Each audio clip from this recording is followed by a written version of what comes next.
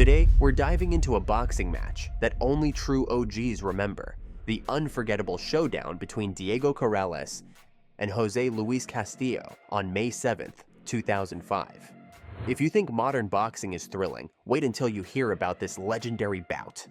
The 2005 Fight of the Year and 2005 Round of the Year. Before the bout, many felt Corrales needed to outbox Castillo, who had never really been significantly hurt in any of his previous bouts.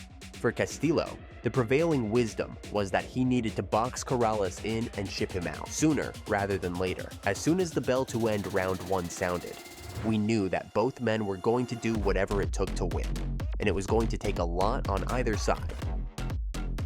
Freitas and Casmayor, his last 2 opponents. As round 1 opened, it was clear that Corrales had a significant height advantage, yet he was shockingly quick to step inside, where Castillo did his best work.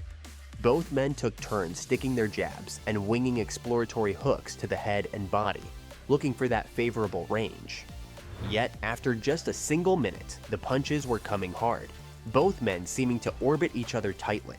Corrales was landing thudding combinations, while Castillo was landing good, hard punches to the head and body. Corrales, he'll have to stay close, throw a lot of punches, pressure him. Then, with just 20 seconds remaining, Corrales let loose with a stinging combination to the head and body, and Castillo fired back with equal energy, both men going toe-to-toe until the end of the frame. Corrales is doing that. Round 2 saw both men eager to jump back into each other's faces. Much like the opening frame, Corrales was landing well with heavy combinations, but Castillo was finding a home for his left hook, landing it more and more. They continued to spin and turn, digging into each other with hard hooks. It was a constant siege on 2 battlements, neither side seeming to tire or buckle. Then, with 2 minutes remaining, Castillo landed with a hard right uppercut, and then a flush left hook to the jaw. Corrales stayed strong, but those 2 punches were clearly the best of the fight thus far. Both men continued to lean on each other, throwing heavy leather to the ribs and face, fighting in a phone booth. Then, with 70 seconds left in the round, Corrales landed a chopping right hook to the jaw, instantly followed by a stinging left hook to the body first, then the head. Corrales tried to press the advantage, wading in with both hands blazing, but Castillo met him with fierce resistance and the bell finally sounded. After 2 rounds, Corrales was doing the improbable. He was hooking with a hooker, and he was winning, thanks to superior hand speed and timing. Round 3 saw Corrales assuming the role of aggressor in the opening seconds, only to fall into that same distance and cadence that had seen both men hit hard and often. The level of work both men were doing was shocking, especially when both fighters seemed open to every hard punch being thrown their way. Corrales was finding a home for his own left hook over and over, while Castillo seemed to be playing the role of patient workman, chipping away all over. After 3 rounds, the ebb and flow was so constant and dramatic that it seemed nearly impossible to tell who was honestly winning. Round 4 saw more of the same. Corrales was landing fast, sharp combinations, while Castillo continued to turn, letting his own hooks fly, especially to the body. Midway through the round, both fighters were throwing and landing at the same time, faces contorting with each blow, and somehow they remained upright and aggressive.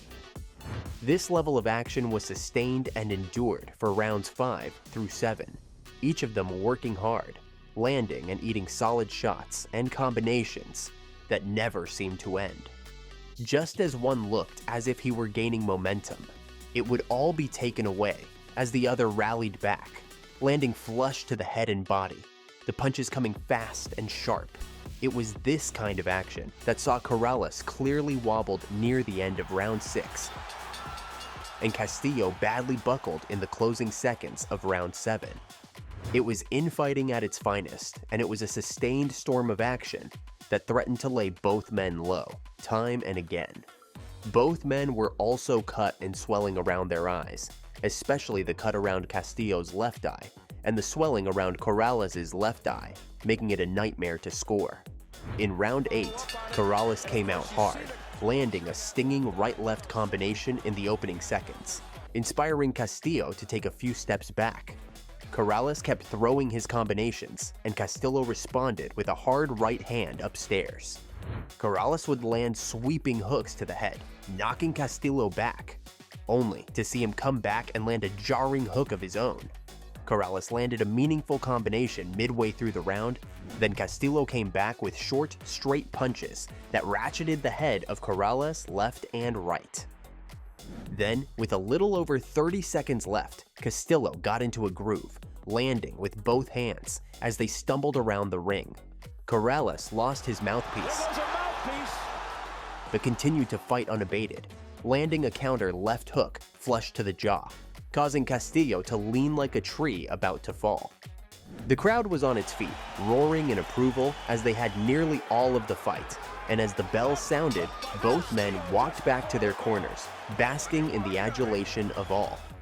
After 8 hard rounds, most observers had the bout dead even at 76-76, a clear testimony to the constant switches in advantage that have been present since the opening frame.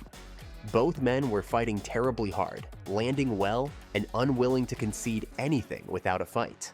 In round 9, the damage continued to pile up on both fighters. Corrales could barely see out of his left eye, and Castillo wasn't that much better off due to his cut. Then, Castillo began to score with stiff, straight punches, knocking his opponent back. Corrales answered with a hard combination, yet Castillo refused to retreat. It was then that it seemed like Castillo was taking over. He looked to be absorbing punishment better, and he was landing hard punches with greater ease than before. They continued to trade bombs in the center of the ring, exchanging right hands with Corrales emerging on the losing end in terms of power. Castillo went on to control the last of the round, catching Corrales with solid punches, leaving him no safe haven in the ring. In round 10, it all came crashing down in ways that everyone and no one was expecting. With his left eye closed to a slit, Corrales went right back to work, just as he had every round prior. Castillo responded in kind, and they both settled back into their familiar and damaging rhythm. Then, at the 2:35 mark, Castillo caught Corrales with a crunching left hook to the jaw that saw him sag and then fall to the canvas. Corrales lost his mouthpiece and looked for a moment if he might not make it to his feet. He climbed off the canvas by the count of 8, but you could tell he was badly hurt. After the referee called time to get the mouthpiece back into the mouth of Corrales, both men returned to the center of the ring, Castillo firing with both hands. Corrales tried to fight back but was caught with another short left hook, and just like that, Corrales was back on the canvas for the second time in the round. Corrales spit out his mouthpiece and struggled to his feet by the count of 9, convincing Tony Weeks that he could continue, then suffered a point deduction for spitting out his mouthpiece. Suddenly, Corrales was behind 10-6 on points for the round, making it impossible for him to win a decision of any kind. As Corrales had his mouthpiece put back in his mouth, his trainer, Joe Goosen, summed up the gravity of his situation simply and bluntly. Get inside on him now. Dreadful round for Corrales. Corrales and Castillo found each other in the middle of the ring, and the action resumed. Corrales was looking to attack, but at another combination from Castillo that drove him to the ropes. As Castillo opened up with both hands, Corrales fought back hard from the ropes, catching Castillo with a hard right hook just as he ate one in return. Suddenly, it was Castillo backing up and Corrales walking forward. Corrales caught Castillo with a hard counter left hook that put him against the ropes, and from there, let both fists fly. Castillo ate more shots, only to catch Corrales coming in with a hard combination that staggered him for a moment. Castillo sagged against the ropes, eating left hooks and right hands. Another right hand turned him, and then Corrales swarmed, unleashing a combination of lefts and rights, the blows knocking the guard aside and cranking Castillo's head side to side. Then, Corrales landed a monster left hook that knocked Castillo's head back, his eyes rolling up white. Before he could land another punch, the referee jumped in between them and stopped the fight.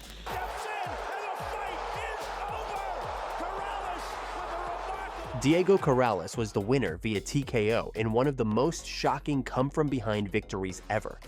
after being knocked down twice in the opening 90 seconds of the same round. The crowd exploded with shock and disbelief as the corner of Corrales stormed the ring, lifting their battered man high.